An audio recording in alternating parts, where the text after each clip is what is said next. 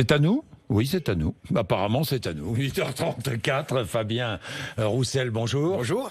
Ça va? Ça va ce très, matin, très bien. jour de l'Ascension. Eh bien, souhaitons un bon week-end à tous ceux qui vont en profiter avec du soleil. Bon, d'accord. Bon, Fabien Roussel, secrétaire national du Parti communiste français. Je reviendrai tout à l'heure, j'ai plein de sujets ce matin avec vous, sur les européennes, sur ce petit score du Parti communiste, 2,5%, c'est vraiment une grande déception. Je reviendrai sur... sur quoi? Sur Fiat Renault, la fusion, vous allez me dire. Sur les syndicats, certains syndicats d'enseignants qui appellent à la grève le jour du bac, le 17, ce qui choque beaucoup. D'ailleurs, tiens, je vais commencer avec ça. Ça vous choque qu'on appelle à la grève le jour du bac? Vous n'avez pas demandé à un communiste si ça le choque qu'on appelle à la grève. Oui, mais non, mais le jour du bac, franchement, est-ce irresponsable? Ce qui me choque, c'est qu'aujourd'hui, on dévalorise à ce point le métier d'enseignant. L'accès à la connaissance et au savoir, c'est indispensable pour nos enfants, pour l'avenir de nos enfants, pour l'avenir de notre société, même de la planète. Bien. Or, aujourd'hui, avec cette soi-disant loi de la confiance, ils sont en train de tuer le métier d'enseignant et même l'école de la République, l'école de l'accès pour tous, pour tous nos enfants. C'est un peu excessif, là. Non, ils sont en train de tuer l'école de la République. Ils sont en train. C'est là sur la réforme du bac. C'est la réforme du bac, en l'occurrence. La question principale. La réforme du bac, Parcoursup. Vous avez dû entendre les témoignages de gamins qui sont mis de côté ou dont les choix ne sont pas retenus et ce qu'ils ont, c'est les choix qui sont arrivés en bas de tableau et qui se retrouvent pas dans l'enseignement choisi et qui donc vont se planter quand ils vont faire leur première année d'enseignement supérieur. Mais est-ce qu'on doit contester une réforme en punissant qui ? En punissant les gamins, vous voulez aider les gamins, ce que je comprends très bien. Il ne faut pas punir les gamins, mais vous punissez les gamins. Les enseignants qui font grève punissent les gamins. Quand des enseignants, quand des syndicats d'enseignants menacent de faire un mouvement de grève le jour du bac, c'est pour qu'ils soient entendus et qu'ils ne fassent pas grève. La grève est utilisée comme un moyen de pression pour être entendu. Il suffirait que le ministre Blanquer les reçoive, les écoute un peu, qu'il les écoute. Et il n'y aura pas de grève le jour du bac. Comment aujourd'hui des syndicats... Dites-moi, M. Bourdin, dans notre société... Ils ont été reçus. Mais s'ils sont reçus comme le gouvernement reçoit aujourd'hui les syndicats, que ce soit les cheminots, que ce soit EDF, que ce soit les retraités, bonjour, il les reçoit, les écoute, et puis au revoir, c'est terminé. La réforme de la SNCF est passée, ça y est. Vous vous rendez compte? Ben oui, justement. Et ils n'ont rien... Démocratiquement. Mais ils n'ont... Ou pas? Avec la majorité En Marche qui lève le bras comme des Playmobil, parce qu'ils ont la majorité absolue, et nous, députés de l'opposition, on peut dire ce qu'on veut. C'est comme si... ils ont été élus. Oui, démocratiquement, Fabien Roussel. Exactement. C'est tout le problème de la démocratie. Et c'est d'ailleurs pour cela que des syndicats s'unissent, s'organisent, et puis disent ça ne va pas, cette réforme ne répond pas à notre profession. Ils demandent à être entendus. Et quand tous les syndicats de manière unanime dénoncent la réforme des retraites, quand tous les syndicats de manière unanime dénoncent la privatisation de la SNCF ou la réforme du bac, quand même on peut se dire, s'interroger en disant ils ont peut-être un petit peu raison quand même. Bon, mais Fabien Roussel, le gouvernement fait des réformes à marche forcée, je comprends très bien, parce qu'ils ont une majorité, parce que le président de la République se sent tout puissant et allez, hop, ça déroule. Mais est-ce qu'il ne faut pas aller jusqu'à la grève, franchement? Mais si on peut l'éviter, la grève, c'est quand même mieux. Et que la réforme, si vous ne pouvez pas l'éviter, on fait grève. Mais il faut que le ministre Blanquer les reçoive et qu'il trouve un terrain d'entente pour éviter que cette grève ait lieu. L'objectif, c'est ça. On ne fait jamais grève par plaisir pour bloquer le pays. On peut trouver d'autres moyens d'action que de se servir. Quand ils font ça. On peut trouver d'autres moyens d'action que de se servir des enfants qui vont passer leur bac pour défendre son point de vue. Non. Et puis le Je ministre, vous pose la question. On peut trouver d'autres moyens d'action et le ministre peut ouvrir ses oreilles. Bien. Aussi. Fabien Roussel, General Electric. Alors là, vous êtes remonté comme une pendule. C'est plus General Electric, c'est escroquerie générale. Escroquerie générale. Bon, c'est une escroquerie générale. Vous inversez le sigle. Plus de 1000 emplois supprimés à Belfort, 1050 exactement, 1040. 3000 avec les emplois indirects. Et Boulogne-Billancourt, 3000 les emplois indirects. En fait, il y a 4300 salariés à Belfort General Electric. Là, ça concerne les turbines à gaz. 1900 salariés dans cette division turbine à gaz. Donc, la moitié à peu près des emplois supprimés dans cette division. General Electric dit bah oui, on fabrique moins et on vend moins de turbines à gaz. C'est la raison pour laquelle nous supprimons des emplois. Que répondez-vous? Qui sont gonflés. Parce que, d'abord, on vient de sortir d'une campagne européenne où on a parlé d'énergie verte, où on a parlé de transition écologique, de défis climatiques. Nous sommes là dans une industrie qui produit des turbines à gaz, des turbines à vapeur, qui permet de mettre dans le réseau électrique... Mais qui rejette du gaz carbonique dans l'atmosphère. Non, mais non. Comment, mais non? Mais si. Mais enfin non, arrêtez, les turbines à gaz et les turbines à vapeur servent à transformer l'énergie éolienne, par exemple, pour l'injecter ensuite dans le réseau sous forme d'électricité.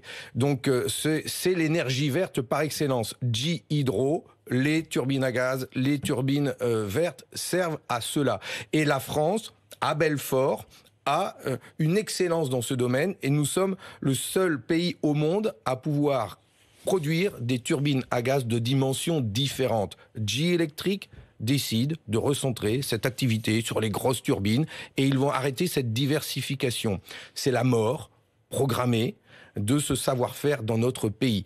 Nous considérons que c'est une production stratégique, c'est dans l'intérêt de la nation et de notre pays de conserver ses savoir-faire, ses compétences et même d'investir dedans. Vous demandez à l'État, nous demandons à l'État une nationalisation provisoire. Mais la nationalisation, oui, c'est l'arme ultime quand on n'arrive pas à trouver une solution. C'est-à-dire que il faut d'abord considérer si c'est un enjeu stratégique pour notre pays ou non.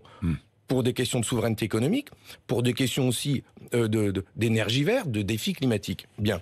Si c'est le cas, on crée les conditions pour que cette industrie, ses savoir-faire, ses compétences restent dans le pays. Aujourd'hui, quelle est la stratégie industrielle du gouvernement ? Moi, je pose la question. Quelle est sa stratégie industrielle ? Qu'est-ce que l'on va produire dans notre pays dans les 20 ans qui viennent ?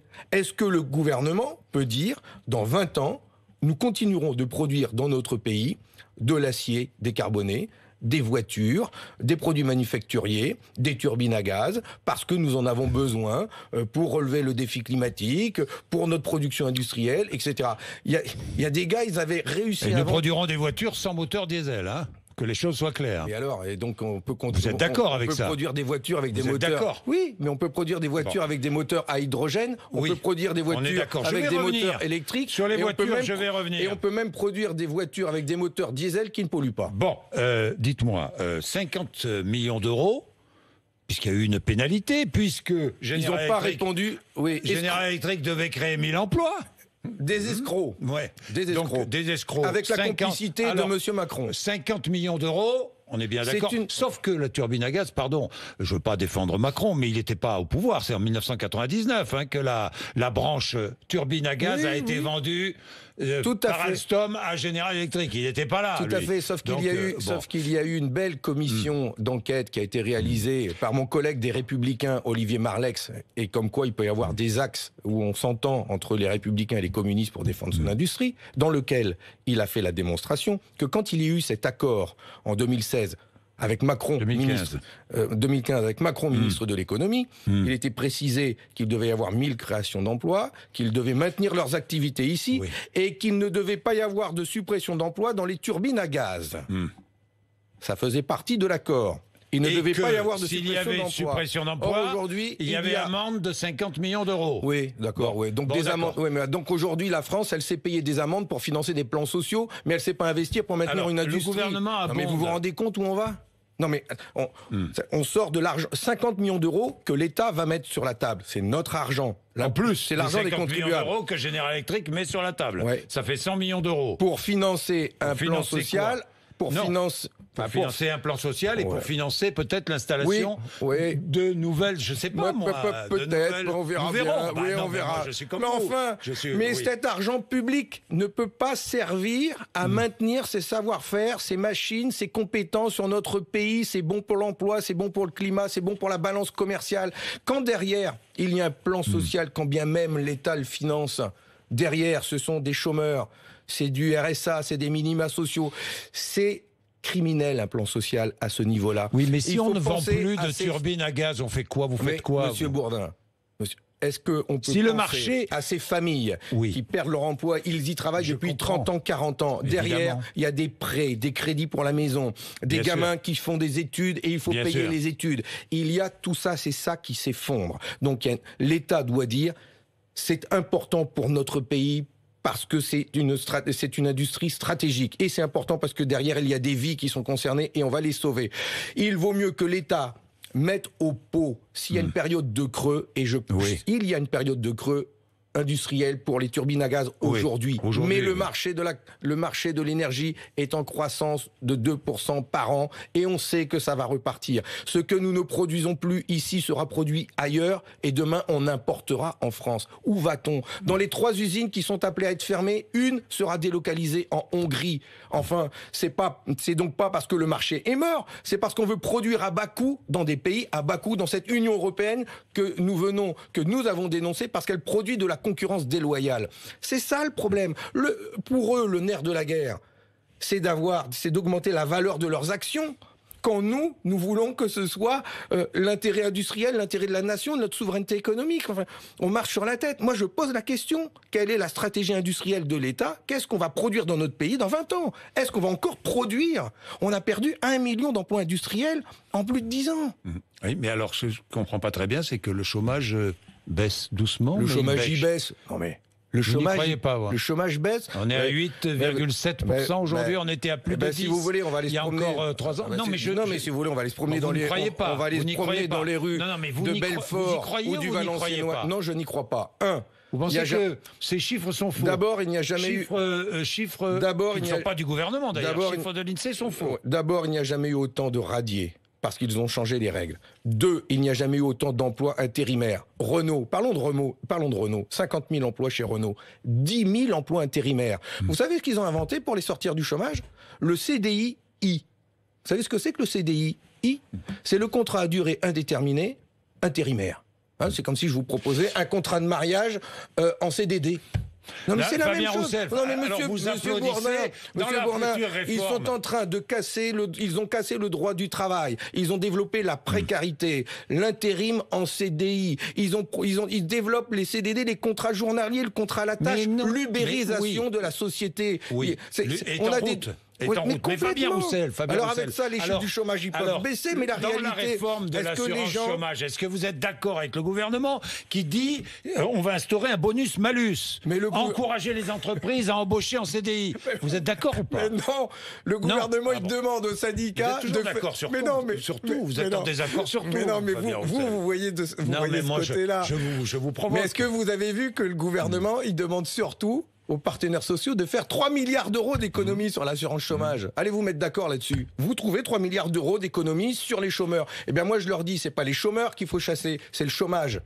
Et on s'y attaque pas de la manière dont ils font. Et s'ils veulent qu'il y ait moins de chômeurs, eh ben qu'ils maintiennent l'industrie à General Electric, qu'ils maintiennent Ascoval. Alors Ascoval, on en est où? C'est votre...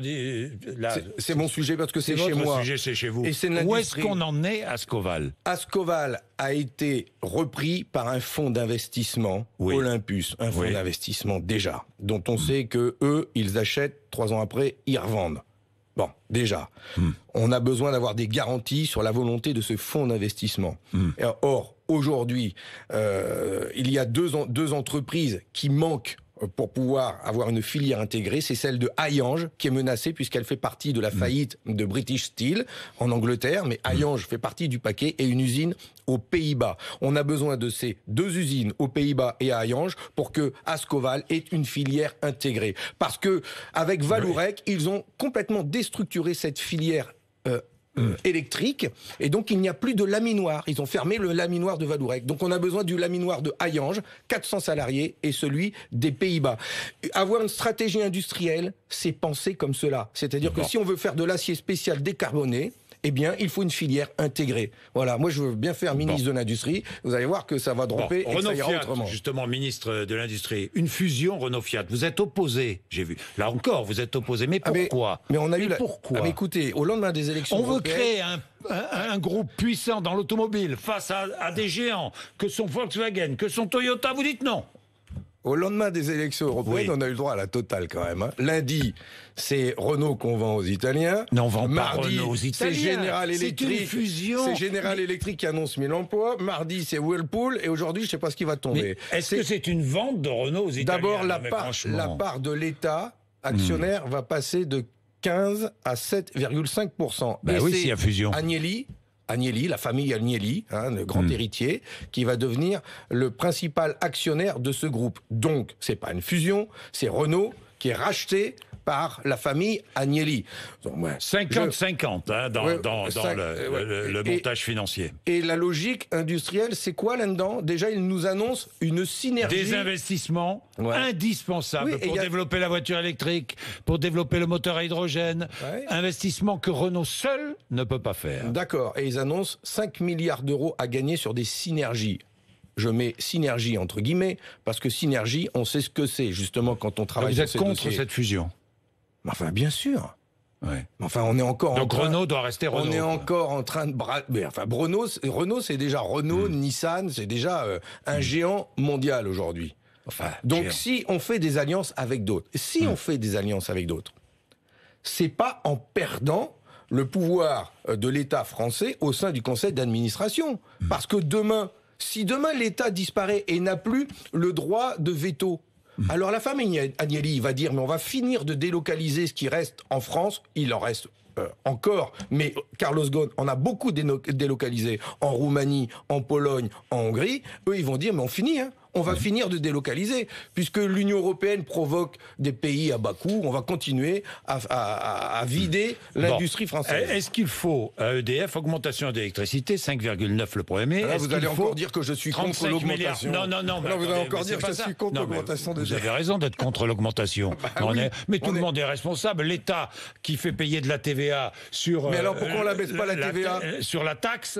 Mais pourquoi? Sur la taxe, TVA sur la taxe. C'est de la taxe sur de la taxe. Je sais. C'est un truc de malade. Mais EDF aussi est responsable. 35 milliards d'euros de déficit. Et alors, est-ce qu'il faut remettre en cause les avantages? Parce que la Cour des comptes souligne. La Cour des comptes. Souligne quoi, la Cour des comptes? La gestion d'EDF et le fonctionnement d'EDF? Non. J'avais fait... Est-ce qu'il faut remettre en cause les 10%? Parce que le salarié d'EDF ne paie que 10% son électricité. Est-ce qu'il faut remettre en cause cet avantage ou pas? Non. Monsieur Bournin, depuis que EDF a été privatisé, l'électricité a augmenté de 35%. Voilà la réalité. Je ne sais plus combien de dividendes ont été versés aux actionnaires, alors qu'avant l'entreprise était publique et il n'y avait pas de dividendes versés aux actionnaires, il y avait des investissements qui étaient faits. Avant, nous avions l'électricité la moins chère d'Europe parce que c'était public et l'État garantissait un prix. Elle est encore 20% moins chère qu'ailleurs en Europe, puisqu'ailleurs en Europe, les augmentations sont de 9 à 10%. Oui, mais l'Europe leur demande de rattraper les prix et de se mettre, d'harmoniser par le haut, là, pour le coup. Et donc, ça va coûter de plus en plus cher. Donc, renouvelable. Enfin, là, il faut là aussi que l'État joue tout son rôle. Enfin, l'accès à l'énergie, l'indépendance énergétique. Si ça, c'est pas de la souveraineté économique, quand même. Donc, l'État doit jouer son rôle au lieu de le vendre au marché. Donc, développer du renouvelable. Avoir de nouveau un pôle public de l'énergie dans notre pays afin de garantir et la production, la souveraineté et les prix pour les usagers, mais aussi pour les entreprises. Moi, je défends toujours les patrons. Vous savez que je défends les patrons. Et donc, je demande à ce que si on développe l'industrie dans notre pays, on va avoir besoin de plus en plus d'énergie pour nos industriels. Donc, renouvelable. Donc, il y a besoin, mais renouvelable. Mais dites-moi, c'est un mix énergétique. Des 11 milliards d'euros de dette de Flamanville, de l'EPR, vous êtes... Tiens, mais au lieu tout le monde parle d'écologie. Je vais vous poser une question. Okay. Au lieu de verser... Est-ce qu'il faut arrêter de prendre l'avion? Est-ce qu'il faut arrêter, je ne sais pas moi, de manger de la viande? Est-ce qu'il faut limiter... Je sais pas, décroître. Supprimer le nucléaire, décroître. Monsieur Bourdin, décroître. On demande aux Français de trier, je vous provoque. On demande aux Français de trier leurs déchets, de plus rouler en diesel, etc. Et de l'autre côté, on signe des traités de libre-échange et on fait venir des centaines de millions de tonnes par des porte-conteneurs qui sont les plus polluants du monde. Alors on va demander à chacun d'entre nous, aux petites gens, de faire des efforts, de petits bouts de chandelle. Il faut faire des efforts. Il faut modifier. Parallèlement. Mais il faut modifier nos modes de production. Il faut modifier. Mais de l'autre côté, on va laisser Total, qui est le plus gros pollueur, et à lui, on ne va rien lui demander. Enfin, ça commence à bien faire. Comme disait Jean-Yann, tout le monde veut faire de l'écologie, mais personne ne veut sortir ses poubelles. Mais c'est la réalité quand même. 2,5%. Alors, il faut arrêter de s'attaquer aux petits et il faut s'attaquer aux gros. 2,5% pour Yann Brossa, c'est un échec. Tout le monde a dit, c'est formidable, quelle campagne et tout. Enfin, la campagne, vous faites à peine plus que le parti animaliste. Oui, avant, on n'était pas du tout là. Aujourd'hui, on est là. Permettez qu'on ait remis un petit pied dans la porte. On a fait 560 000 voix. Est-ce que vous savez que pour élire un député Front National à cette élection européenne, il a fallu 220 000 voix pour un député du Front National? Eh bien, nous aurions dû en avoir 2 avec le résultat que nous avons eu. Parce qu'il y a ce seuil antidémocratique que Macron a mis en France, des 5% en dessous duquel il n'y a pas de député. C'est vraiment antidémocratique. Nous aurions dû avoir, deux députés. Vous n'avez pas parlé d'attentat démocratique comme certain Nicolas Dupont-Aignan. Non, je parle d'un seuil antidémocratique qui n'existe que dans quelques pays de l'Union européenne et qui n'est vraiment pas juste. Nous aurions dû avoir 2 députés et envoyer Yann Brossa et Marie-Hélène Bourlard, une ouvrière, au Parlement européen. Bon, vous aurez un candidat à la présidentielle. Bien sûr. Merci. Ça sera vous d'ailleurs, peut-être. Je ne sais pas. Faut moi qui décide. Fabien Roussel était avec nous ce matin. Merci, 8h55.